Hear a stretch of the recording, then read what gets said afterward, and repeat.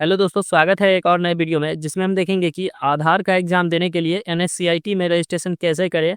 चूँकि 2025 में NSCIT registration में बहुत सारी बदलाव की गई है, तो देखेंगे हम इसके प्रोसेस को। तो वीडियो के अंत तक बने रहें और अगर आप अभी तक हमारे इस चैनल को सब्सक्राइब नहीं किए हैं, तो प्लीज़ हमारे चैनल को ज़रूर सब्सक्राइब कर लें।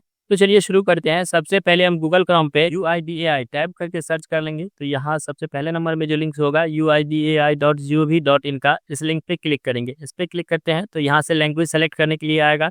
अब इस वेबसाइट को जिस भी लैंग्वेज में देखना चाहते हैं उस लैंग्वेज को यहाँ से सेलेक्ट कर लेंगे।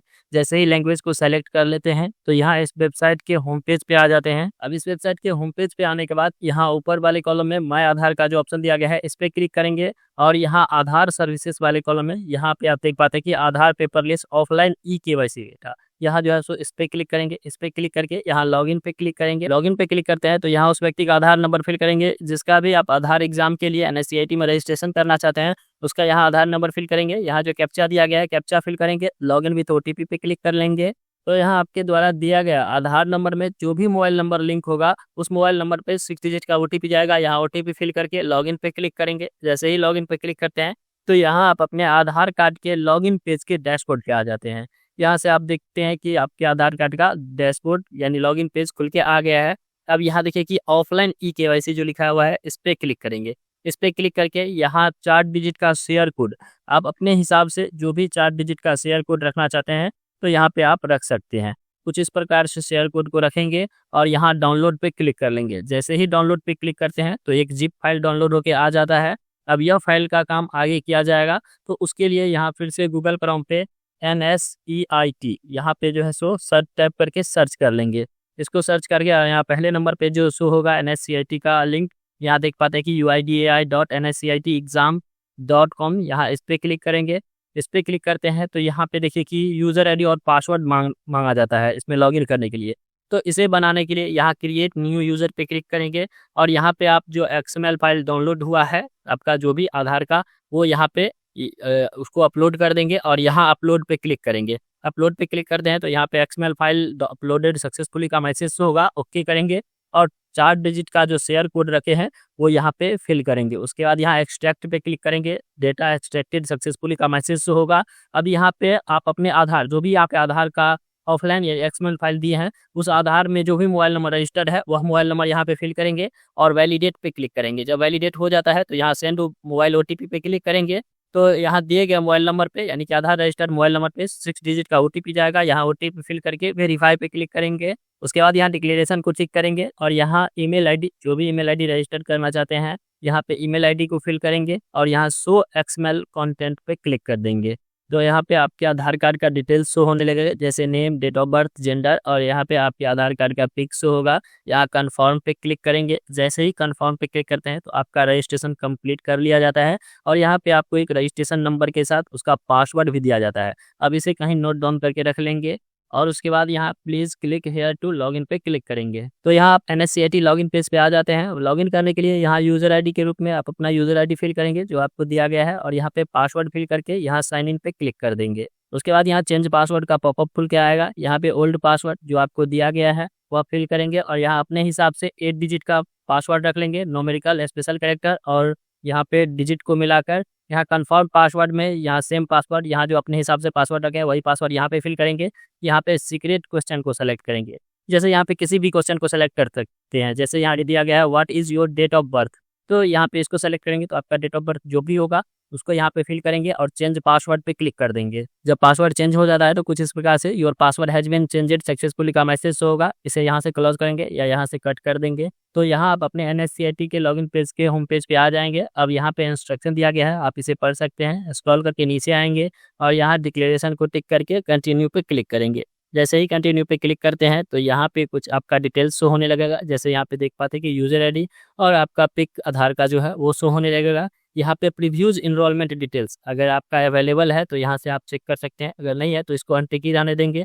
उसके बाद यहाँ बेसिक डिटेल्स फिल करेंगे। बेसिक डिटेल्स में सबसे पहले एजुकेशन डिटेल्स को सेलेक्ट करेंगे। जो भी आपका एजुकेशन डिटेल्स है, HSC हायर सेकेंडरी यानी आप 12वीं पास है तो यहाँ पे इसको सेलेक्ट करेंगे। अगर आप ग्रेजुएशन किए हुए हैं तो यहाँ पे ग्रेजुएट, पोस्ट ग्रेजुएट और भी यहाँ पे दिया गया है, आप जो भी किए हुए हैं उसको यहाँ से सेलेक्ट कर लेंगे। लेवल ऑफ एग्जाम को सेलेक्ट करेंगे। आपको अगर चाइल्ड इनरोलमेंट लाइट क्लाइंट यानी CELC चाहिए तो यहाँ पे इसको सेलेक्ट करेंगे, और आधार का फुल काम चाहिए, आधार इनरोलमेंट ऑपरेटर या सुपरवाइजर का सर्टिफिकेट चाहिए तो आप इसको ही सेलेक्ट करेंगे, इसको ना करके इसको सेलेक्ट करेंगे।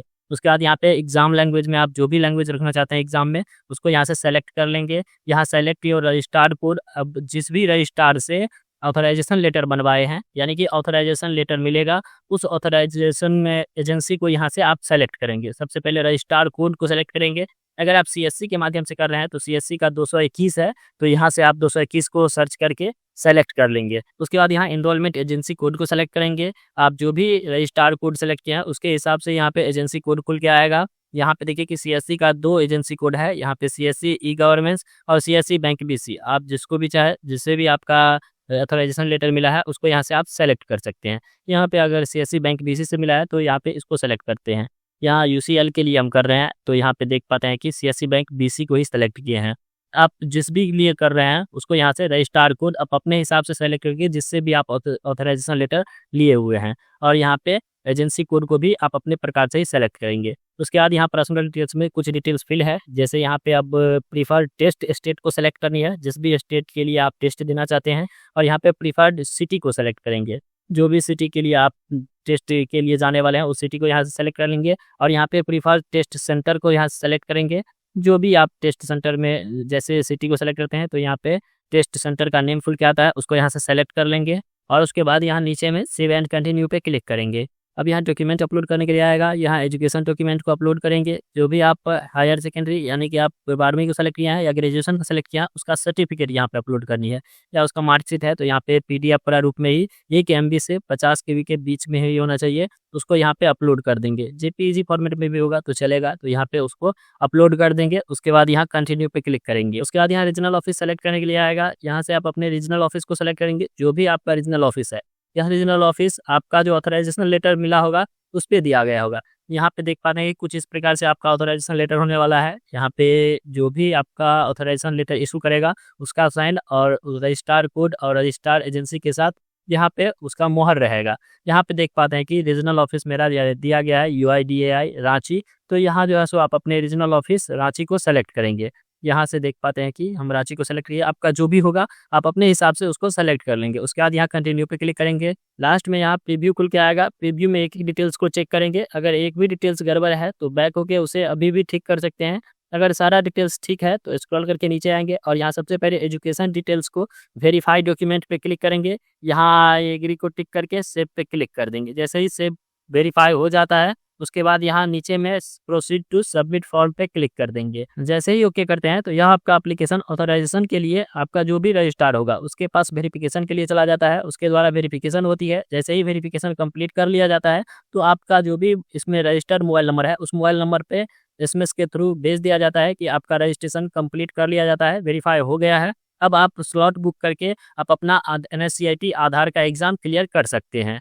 अब हम जो न्यू अपडेट के बारे में बात कर रहे थे वह यही अपडेट है। पहले कुछ इस प्रकार से नहीं था, पहले डायरेक्ट आप अपना पेमेंट कटाकर आप अपना जो भी स्लॉट है वह बुक करके आप एग्ज़ाम क्लियर कर सकते थे। लेकिन अब जो है सो यह रजिस्ट्रार के पास वेरिफिकेशन के लिए जाता है, ऑथराइजेशन के लिए। जैसे ही वेरिफिकेशन कंप्लीट होता है तो यहाँ पे पेमेंट पेज खुल के आएगा, पेमेंट पे करेंगे। जो भी पेमेंट लगता है 450 के समथिंग में पेमेंट लगता है, पेमेंट करते हैं। उसके बाद आपका स्लॉट बुकिंग का प्रोसेस शुरू होता है। स्लॉट बुकिंग करके आप एग्ज़ाम को क्लियर कर सकते हैं। अब आपको करना क्या है, इसका जो यूज़र ID है, पासवर्ड है, वो कहीं लिख कर या सेव करके रख लेना है और बार बार इसे लॉगिन करके चेक करते रहना है। जैसे ही यहाँ पे देख पाते हैं कि एप्लीकेशन स्टेटस पेंडिंग हो रहा है, क्लियर होता है, तो आपका पेमेंट पेज खुल के आ जाता है। जैसे ही क्लियर हो जाता है तो पेमेंट पेज खुल के आता है, पेमेंट करेंगे उसके बाद स्लॉट बुक कर पाएंगे।